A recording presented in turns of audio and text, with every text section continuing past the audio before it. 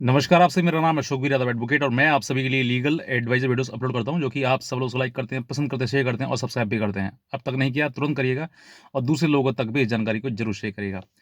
ऐसे बहुत सारे हस्बैंड और वाइफ हैं जो कि पहले तो उनका विवाद हो जाता है और विवाद इस हद तक पहुंच जाता है कि अब जो है वो एक दूसरे के प्रति जो है वो समझौता होना संभव है ही नहीं। ऐसे बहुत सारे परिवार हैं जो कि शुरुआत में तो ये सोचते हैं कि चलो पति पर हम मुकदमे कर देते हैं और मुकदमा करने के बाद जो है पति झुक जाएगा और झुकने के बाद जो है अब जो है वो हो सकता है कि हमें बुला के ले जाए। लेकिन होता कुछ उल्टा ही है। जो पत्नी मुकदमा इसलिए करती है कि वो झुका दे, मतलब पति की नाक रगड़वा दे, कोर्ट में घिसाड़ दे, इस तरह की जो बातें कही जाती हैं। लेकिन एक समय ऐसा आता है कि वो पति झुकने को तैयार नहीं होता है और वो जो है जिस तरीके से उसने केस किए हैं उसी प्रकार से उनका केस का लड़ने का शुरू कर देता है। अब ऐसे तौर पर जो है वो पति पत्नी के दोनों के मन में जो है, क्योंकि एक जो परिवार होता है, जो पति पत्नी का जो संबंध होता है, वो बहुत ही सॉफ्ट और बहुत नाजुक होता है। जिस दौरान कोई भी अगर मान लो एक दूसरे पर आरोप लगा दे, क्योंकि कोर्ट में जब जाते हैं तो कुछ कुछ पत्नियां झूठ बोलती हैं, तो फिर पति भी ऊपर से उसको जो झूठ बोला है उसको सही करने के लिए फिर और वो भी जो कहीं ना कहीं थोड़ा झूठ का सहारा लेते हैं। लेकिन ऐसे समय पर जो है वो पति और पत्नी दोनों के बीच में जो संबंध होते हैं वो बहुत ही ज़्यादा खटास आ जाती है उनमें। और खटास आने के उपरांत जो है वो बस यही कहते हैं कि सर हमें अब जो है अपनी पत्नी या फिर पति से तलाक चाहिए। अब तलाक के दौरान जो है आप सबसे पहले जो कॉमन जो सवाल मेरे से पूछे जाते हैं वो यही है कि सर हमारी पत्नी हमें तलाक नहीं देना चाहती, हम क्या करें? या फिर पति हमारा तलाक नहीं देना चाहता, सर हम क्या करें? मुझे रहना नहीं है उसके साथ में, क्योंकि वो मारता पीटता है, दहेज मांगता है, ऐसे कई चीज़ें जो है वो कहती हैं पत्नियां। उसी दौरान जो है पति भी यही कहता है कि सर मेरी पत्नी गलत है, उसके आचरण गलत है, उसके किसी और के साथ संबंध है, या कुछ और चीज़ें कि सर वो उसका व्यवहार सही नहीं है। तो ऐसी चीज़ें जो है वो कई प्रकार की बातें आपके सामने आ जाती हैं और एक जो परिवार है वो टूटना शुरू हो जाता है। अब मोस्ट कॉमनली जो देखा गया है कि पत्नी द्वारा जो है वो झूठे मुकदमे दर्ज करा दिए जाते हैं पति के ऊपर। हो सकता है उसमें से आप एक हो कि आपने सच सही कराए हों, लेकिन ज़्यादातर कॉमन जो महिलाएं जो देखी जाती हैं वो पति को सिर्फ और सिर्फ झूठे मुकदमों में फंसाती हैं वो। अगर उनको किसी भी प्रकार से रहना होता उस घर में, तो रहने के लिए मुकदमे का सहारा नहीं, रहने के लिए आपको अपने पति का सहारा लेना चाहिए।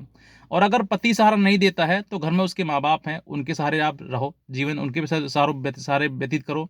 या फिर घर में परिवार में कोई तो है जो जिस तरीके से जिस तरीके के, क्योंकि बेटा नहीं है, अगर मान लीजिए बेटे में कोई आपसे परेशानी है तो उनके माँ बाप का दामन पकड़ लीजिए। माँ बाप अपने आप अपने बेटे को साइड में ला के सही कर लेंगे और ठीक ठाक से वो आपके पास भेज देंगे।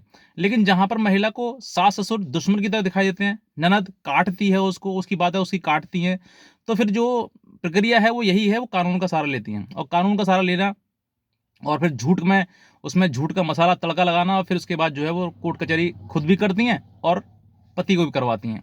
तो हालांकि मेरा किसी को कोई ऐसा नहीं है कि उद्देश्य कि भाई किसी को मैं कहूँ, लेकिन बस ये है कि जहाँ पर झूठ है वहाँ पर संबंध खराब होना ही होना है, सही होते ही नहीं है। क्योंकि अगर आपको लड़ना ही है तो सच्चाई से लड़ो। वाकई अगर आपके पति ने आपसे दहेज मांगा है तो दहेज का मुकदमा करो और उसके साथ में एविडेंस भी दो। क्योंकि महिलाएं जो है वो सिर्फ सर दहेज मांगा बस यही चीज़ चलती है बस। कहीं ना कहीं उनके मन में फिर यही कहती हैं कि भाई अगर हमें हमारे ऊपर दहेज का केस किया है, हमने दहेज का केस किया है, तो हमें फिर हमें उसके पास जाना भी है। अब अगर आपको जाना है तो फिर केस क्यों, और केस है तो फिर जाना क्यों है?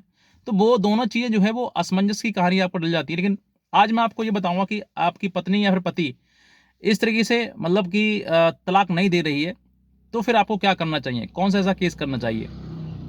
सबसे पहले आपको यही चीज़ देखनी चाहिए कि मेरी पति या फिर पति पत्नी दोनों का संबंध मेरा अच्छा हो सकता है या फिर नहीं हो सकता है। अगर अच्छा हो सकता है, दोनों में से कोई ना कोई तो ट्राई करेगा ही उसको बेस्ट करने के लिए, तो आप एक दूसरे के प्रति जो है अपने भावनाओं को व्यक्त करिए। आपके मन में थोड़ा सा भी अगर प्रेम है तो उसको जागृत करिए और जागृत करने के प्रति जो है आप एक दूसरे से बातचीत करिए। यानी कि फ़ोन पर बात करिए या फिर कोर्ट में आते हैं, मिलते हैं, वहाँ पर आप बातचीत कर सकते हैं। अगर आपको लगता है कि सर फ़ोन बात करेंगे तो हो सकता है कॉल रिकॉर्डिंग कर ले वो, क्योंकि मन में जो है वो डर पैदा हो जाता है। जब एक केस कोर्ट कचहरी का सिस्टम शुरू हुआ था ना, तो फिर मन में जो है वो डर पैदा हो जाता है कि मेरी पत्नी हो सकता है रिकॉर्ड ना कर ले या फिर पति रिकॉर्ड ना कर ले या मैसेज चैट कर रहे हैं, चैट की स्क्रीनशॉट ना ले ले। तो ऐसे कई चीज़ें जो है वो सामने आती हैं और ऐसे तौर पर जो है जो आपकी बात सही होनी चाहिए होती है वो भी टूटना शुरू हो जाता है और खराब होने की पता नहीं क्या सामने वाला व्यक्ति अपने मन में रखा हुआ है और वो क्या करना शुरू कर दे। तो इन चीज़ों को आपको थोड़ा-सा नेगलेक्ट करना, थोड़ा साइड करके आप अपने जीवन पे ध्यान दें कि भई मेरे जीवन अगर खराब है तो उसको ठीक कैसे करना है। अब बातचीत मान लीजिए हो रही है आपकी और आपको लगता है कि हाँ, बन जाएगी, तो आप बना लीजिए। नहीं बनती है, तो आपके पास एक रास्ता है कि जिस तरीके से पत्नी ने आपके ऊपर मुकदमे करे हैं, तो आप भी अपनी बात कोई ना कोई लिखाइए। आप भी अपने जो भी आपके साथ घटना हुई है, घर से सामान ले गई है, जो भी जेवरात ले गई है, पैसा ले गई, जो भी है, वो उन सब चीज़ों को आप जो है उस तरीके से लिखवाइए। जब लिखवाएँगे तो हो सकता है कि आप जो है, आपके सामने जो चीज़ें आती हैं, उन सब चीज़ों से निपटारा हो सके। क्योंकि अगर आपने पत्नी के झूठे मुकदमे आपके ऊपर करे गए हैं और आप अगर सच्चाई भी अगर अपने सामने नहीं रख रहे हैं, क्योंकि बहुत सारे ऐसे गए हैं सर कि पता ना सर परिवार टूट जाएगा मेरा, हो सकता है मेरी पत्नी जो है वो परेशान हो जाए। तो आप परेशानी नहीं देना चाहते, लेकिन पत्नी आपकी आपको बहुत परेशानी देना चाहती है, क्योंकि उसने नहीं सोचा एक बार भी कि मेरे पास ऐसे बहुत सारे कॉल्स वगैरह बातें हैं जो बात बताते हैं कि सर हमारी पत्नी है, लेकिन हम जो चाहते हैं कि वो परेशान ना हो किसी प्रकार से, लेकिन उसके ऊपर मुकदमे कर दिए उसने, वो उसने परेशानी नहीं देखी मेरा पति और पति का परिवार कितना परेशान हो जाएगा। तो वो चीज़ देखते नहीं है। हालाँकि बात करते हैं कि मुद्दे पे आते हैं बात की कि भई अगर पति-पत्नी दोनों झगड़ा हो गया है और अब वो एक-दूसरे से चाहते हैं कि हमें डाइवोर्स लेना है, तो डाइवोर्स लेने के लिए आपके लिए बेस्ट रास्ता यही है कि आप जो है पत्नी से या तो कॉम्प्रोमाइज़ की बात करें, और कॉम्प्रोमाइज़ नहीं होता है, तो सबसे इम्पोर्टेंट बात जो मैं आपसे कहना चाहता हूँ कि आप ये ना कहें कि हमें डाइवोर्स नहीं मिल रहा है, हमें डाइवोर्स नहीं मिल रहा है। सीधे आपको डाइवोर्स ना पत्नी देगी, ना पति देगा। डाइवोर्स के अगर आपके पास ग्राउंड हैं, एविडेंस है, उसका जो भी क्रूअल्टी उसने करी है, या उसने किसी प्रकार से किसी और के साथ संबंध बनाया, या फिर शादी कर ली है, कुछ और भी चीज़ें हैं, तो उनका आपके पास एविडेंस होना चाहिए। अगर बिना सबूत के आप कोर्ट में गए, तो सिर्फ़ और सिर्फ़ खाली हाथ ही आप वापस आओगे और डिसमिसल आपको मिलेगा। अगर एविडेंस नहीं है, तो आप कोर्ट में जाने की को बिल्कुल भी ये गलती भी ना करें कि भई हमारे पास एविडेंस नहीं है तो हम क्या करें। अब आपको एविडेंस लगाना है। पत्नी के ऊपर जो भी आपके आपके पास एविडेंस है, उस एविडेंस को अपने वकील से मिलें, अधिवक्ता से अपने से, और मिलने के बाद जो है वो चीज़ देखें कि वाक़ई मेरे पास एविडेंस है, क्या वो सफिशिएंट है डाइवोर्स लेने के लिए या फिर नहीं है। अगर आप डाइवोर्स लेंगे, क्योंकि डाइवोर्स की प्रक्रिया वो जो है वो जटिल है, लंबा समय लग जाता है। तो उस प्रक्रिया से आप गुज़रेंगे तो उसमें काफ़ी आपको पेन होगा और आपको परेशानी आएगी, लेकिन अगर आप उस चीज़ में फ़ेल हो गए तो फिर आपको दिक्कत आएगी। तो आपको पास होने के लिए ये करना होगा कि आपके पास जो एविडेंस है वो सफिशिएंट है डाइवोर्स लेने के लिए। तो आपको पति हो या पत्नी, दोनों में से दोनों के लिए कह रहा हूँ मैं, ये चीज़ आपको देखनी है।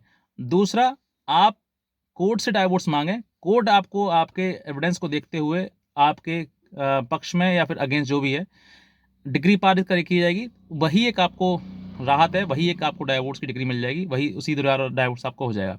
लेकिन जो महिलाएँ या पुरुष ये सोचते हैं कि सर हमारी पत्नी हमें डाइवोर्स नहीं देती है, हमारा पति हमें डाइवोर्स नहीं देता है, तो आप ना पत्नी से माँगिए ना पति से। अपनी बात रखिए कोर्ट के सामने और कोर्ट जो है वो आपको डाइवोर्स देगा। ये चीज़ मैं आपको मोस्टली कहना चाहता हूँ।